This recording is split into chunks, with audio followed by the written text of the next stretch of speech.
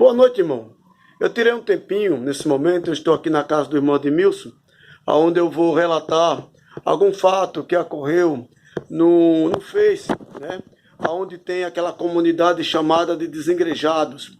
O Desengrejado, alguém postou a respeito da Santa Ceia, e eu fiquei bastante perturbado, porque a leitura e o fato deles a narrarem a Santa Ceia falou exatamente como está escrito, mas fez uma indagação, né? Por que os irmãos ainda continuam praticando a Santa Ceia?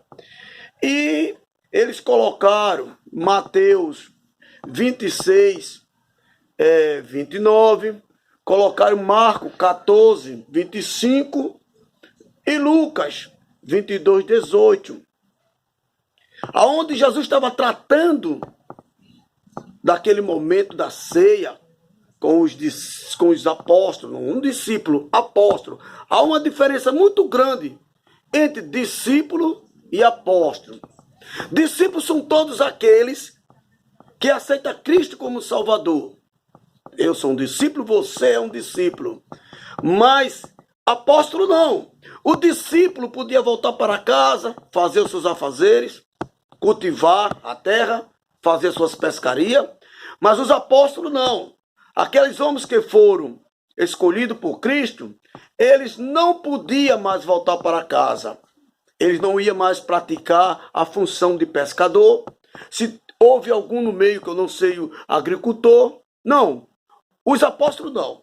Então, quando Jesus falou da ceia, nesse evangelho de Mateus, Marcos e Lucas, ele estava tratando com os apóstolos. Por que ele estava tratando a ceia com os apóstolos? Ele disse, não, em Mateus 26, 29, não beberei mais desse fruto da vinha até que eu venha, até que o reino de Deus seja estabelecido.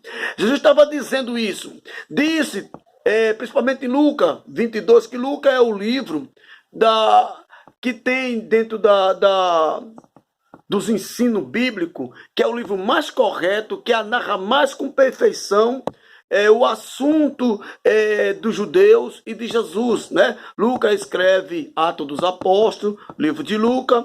Esse livro é um livro em que você pode depositar muito mais confiança, porque Lucas, o doutor Lucas, ele relata os fatos, como ele realmente pesquisou, ele foi lá e revirou, e como hoje o evangélico deve fazer, procurar as verdadeiras informações da palavra. Então, Lucas 22, 18, Jesus tratando com os seus apóstolos, disse, porque vos digo que já não beberei mais do fruto da videira até que venha o reino de Deus. Aí o irmão disse, e por que os evangélicos faz a ceia do Senhor, celebra a ceia do Senhor? A ceia que estamos falando tem dois segmentos. Primeiro, é Jesus tratando com os próprios discípulos, com os próprios apóstolos, discípulos não, com os apóstolos. Aí, Paulo, quando Jesus fala com os discípulos, a igreja não existia ainda. Entende, irmão? Não. A igreja de Jesus Cristo começa depois da sua ascensão aos céus. A igreja começa no livro de Atos dos Apóstolos. Ali é a igreja. E Paulo disse a respeito da Santa Ceia. Naquele dia, naquela hora, ele disse, eu recebi do Senhor essa informação, que no dia que o Senhor foi traído, tomou o pão, havendo dado graça, partiu entre os seus discípulos, os seus apóstolos, e disse, comeis, porque este é o meu corpo, que é partido por vós. Ele está tratando com os judeus, Mas agora é Paulo que diz que recebeu essa informação diretamente. Como ele recebeu, eu não sei. Se foi por visão, se foi por sonho. Eu não sei, porque não está narrando na palavra como foi que Paulo disse: eu recebi do Senhor. Que no dia que ele foi traído, pegou o pão. Paulo não dá explicação para ninguém a respeito de como foi que ele recebeu a instrução da Santa Ceia. Mas lembrando dessa instrução, lembre-se que Paulo, para ser escolhido como o pregador do gentil, ele relata a forma que ele foi abduzido. Irmão, abduzido é tirado, né? Mas vamos falar abduzido como se fosse um extraterrestre, né? Como a ciência oculta mostra para as pessoas aí, para a pessoa ficar crendo em certas bobagens, né? Um vento forte, ele cai do cavalo no caminho de Damasco, onde ele estava perseguindo a igreja. Ele caiu do cavalo, houve-se relâmpago, houve-se trovão, aonde Paulo ouviu a voz, uma voz que dizia: Saulo, Saulo, por que me persegue? Ele escreve a convenção dele, mas ao respeito da Santa Ceia, ele diz: eu recebi do Senhor. Ele não teve informação dos apóstolos a respeito da ceia que houve na Galileia, no dia que ele foi traído, né? Em Jerusalém, no dia que ele foi traído, não. Ele não recebeu dos apóstolos a orientação da ceia. Mas como as coisas de Deus é importante a se pensar. Paulo está dizendo que não recebeu a orientação de nenhum apóstolo. Mas ele disse: eu recebi do Senhor. Ora, mas Paulo não estava na Santa Ceia. Paulo estava perseguindo a igreja. Os irmãos estavam tudo com medo de Paulo. Mas Saulo, perseguido por Saulo. Mas ele diz diante de todos, disse: eu recebi do Senhor. Não recebi de João, não recebi de Lucas, não recebi de Tiago, de nenhum que estava na ceia, mas eu recebi do Senhor, que no dia que ele foi traído, ele tomou o pão em sua mão, havendo dado graça, repartiu entre os apóstolos e disse para ela: esse é o meu corpo que é partido por vós. Depois de tomar o vinho, em forma ele disse: esse também é o meu sangue que é derramado por vós. Fazei isso em memória de mim até que eu venha. Agora é Jesus tratando com Paulo e a igreja. Então, irmão do desengrejado, lembre-se disso. Não é errado participar da Santa Ceia. Também não é errado. O que é de errado da Santa Ceia, para mim, é a urgência dela. Fazer toda semana uma Santa Ceia, fazer todo mês. Eu não sei para que é isso. Aí eu vi a ideia, eu sei para arrecadar fundo. Porque toda vez que os irmãos vêm, traz o dito dízimo dos judeus, né? Traz a oferta alçada que é válido no evangelho, a oferta alçada, a voluntária é bíblica e é do testamento do Jesus Cristo. Então, irmão, por isso eu contesto a ceia do Senhor, né? Não existe ceia do Senhor, né? A ceia é santa do Senhor, não existe a ceia, mas a ceia é uma lembrança. Eu concordo com isso, irmão. É digno de louvor, porque o culto perfeito diante do Senhor tem que haver raciocínio, porque o culto irracional, irmão, é esse culto que hoje a maioria dos evangélicos estão fazendo, é culto irracional, irmão, é pulando, gritando, não há respeito para aquilo que ele está ouvindo, porque enquanto alguém quer ouvir a palavra escrita, o barulho, a bateria muito alta, isso não é um culto racional, porque a sua mente fica vazia. O culto racional é quando a pessoa está apta para ouvir, para que fique ciente do que está ouvindo. Então, irmão, para os irmãos desengrejados, eu digo, não tem nada de errado em fazer a Santa Ceia. certo? Vamos chamar de Santa Ceia, porque também há um projeto de que não existe ceia santa. Ceia é ceia, é o momento de encher o bucho, né? Mas, na verdade, essa Santa Ceia não é para se encher o bucho. O Paulo diz assim, vocês que têm casa, coma na sua casa, porque a Santa Ceia não é um momento em se esbanjar comida, em ficar rotando, não. É uma lembrança, irmão, é uma relíquia, é um culto racional, irmão. Santa Ceia é racional. O que não é racional é vocês colocarem uma lembrança do Velho Testamento, trazer para as congregações a arca, fazer um caixote de madeira, colocar ali dois anjos querubim, cobrindo seus olhos com asa, e dizer, aqui é a arca do Senhor, aqui verdadeiramente o Senhor habita. Isso é hipocrisia, isso é idolatria.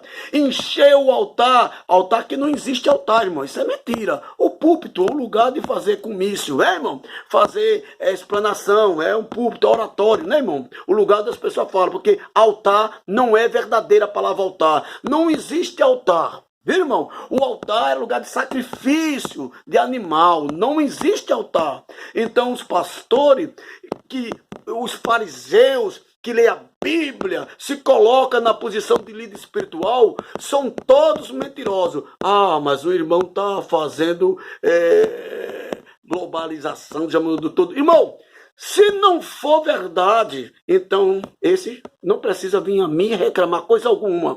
Não, irmão, o irmão está falando uma coisa, eu sei que é assim, mas eu não sou. Amigo, se eu estou falando que é assim, você está dizendo que não é assim, então fique quieto, não fale nada. Se você é o bonzinho, é a Coca-Cola última da geladeira, fique quieto no seu lugar, faça a obra que você tem no seu coração, porque eu faço a obra de Jesus. Você faz obra de Jesus coisa nenhuma, pai? Jesus não deixou obra nenhuma para ninguém fazer. Ele deixou o evangelho, a mensagem que você passa de um para outro, mas obra não. Sabe por quê? Porque na cruz do Calvário ele disse, Pai, está tudo consumado. Ninguém faz uma obra e deixa pela metade. Ninguém vai fazer uma casa e não vai pôr o telhado. Ninguém vai fazer uma casa e vai deixar sem piso, porque as pessoas vão ficar pisando na areia. Esse não, eu faço a obra de Deus. Jesus foi para o céu, não deixou obra nenhuma inacabada. Isso é conversa, é mentira. É mentira. Mas a obra de Jesus não é evangelizar? Não. A obra que Jesus fez já está feita. A obra que ele veio foi trazer a mensagem do evangelho. O que é o evangelho, irmão? É uma carta. Jesus trouxe a carta para Deus, dizendo, olha, meu povo, aceite aí essa nova mensagem, porque verdadeiramente esse é o meu filho amado em que me comprasse. Você está lembrado, irmão, dessa passagem? Essa é a mensagem de Cristo. Aí vamos passar para a cura. Ah, Jesus cura, maravilhoso. Jesus nunca deixou de curar. Irmão, é um perigo, irmão. É um perigo. A mensagem da cura de Cristo era para que os judeus e os demais soubessem que ele tinha poder, que Deus estava com ele. A cura hoje ainda é realizada através de milagre, mas existe o Satanás que ele vai vir com esse tipo de mensagem de cura, enganará muitos, né? Ele enganará até mesmo os escolhidos. Quem são os escolhidos para que ele vai enganar? Escolhido, irmão, é aquela pessoa que tem um coração, a sensibilidade de pegar a Bíblia e ler e entender, mas depois que ele parar um pouquinho de ler e de entender a Bíblia e começa a ouvir as mensagens que são hoje ditas nas casas de oração, ele passa a perder a unção do Espírito da palavra. Então, amado, você dos ingrejados que falou a respeito da Santa Ceia, dizendo por que os irmãos ainda fazem a Santa Ceia, já que Jesus disse que não beberei mais do fruto da vinha até que o reino de Deus seja estabelecido. Eles estavam tratando com os judeus, que é os discípulos dele, que eram judeus também, certo? os apóstolos, porque verdadeiramente Cristo não participou mais de nenhuma ceia com os irmãos. Por que ele não participou? Porque ele estava junto com o Pai. Os irmãos participaram, continuaram a fazer essa lembrança, essa forma de que os irmãos cultuem a Deus nessa lembrança que ele disse que o sangue dele era ser derramado por todos nós e que a carne dele seria pão. Certo, irmão? Isso é uma lembrança para que o irmão cada dia, cada vez mais, fique alicerçado dentro da palavra. Aos meus irmãos desengrejados, que eu também faço parte desse ministério que diz que quem não tem igreja não vai para o céu, mas a igreja sou eu. Uma igreja não pode entrar dentro da outra. A igreja sou eu. Cristo diz que eu sou a igreja, o templo do Espírito Santo. Não existe igreja parede, igreja banco, igreja púlpito, igreja são pessoas. Quando se reúne é uma congregação, seja lá qual congregação, congregação do Congresso, congregação do governo, congregação espírita, congregação católica, tudo é uma congregação, meio de dizer que as pessoas estão juntas. Quantas pessoas formam uma congregação? Você já pensou isso? Só precisa 3, né, irmão? Onde haver 2 ou 3 reunidos em meu nome, eu me farei presente entre eles. Os pastores gostam muito de usar essa frase, eu vou explicar para vocês o que Jesus quis dizer dentro da minha compreensão do Espírito que eu recebi, do qual você disse que recebeu. Quando Jesus diz assim, reunido em meu nome, falando de mim, eu me farei presente entre ele na palavra. É isso, irmão. Entendeu agora? Quando ele disse reunido em meu nome, é falando dele. Eu me farei presente no que vocês estão falando. Porque a minha palavra é espírito. Se vocês estão falando de mim, dizendo as mesmas palavras que eu falei, eu me faço presente porque eu sou espírito. Eu estou em espírito com o Pai. O meu espírito que o Pai enviou, aquele que também participa junto comigo, está convosco na palavra. E tudo o que pedires em meu nome, crendo, o Pai concederá. É outro fato em que os irmãos usam isso para dizer que você pode pedir todas as coisas do mundo que ele fará. É mentira, irmão. Quando a Bíblia diz, que Jesus disse, tudo que pedir ao meu Pai crendo receberá, é coisa do céu, irmão. Porque contradiz. Ele diz, não juntei tesouro na terra, não, para que ficar milionário, o homem ganhar o mundo, perder a sua alma? Agora eu vou dizer, mas eu posso pedir a Deus, o mundo ele me dá. É controvérsia, irmão. Quando despedir meu pai, é pedir a eles coisa de cima. E qual é a coisa de cima? O senhor sabe?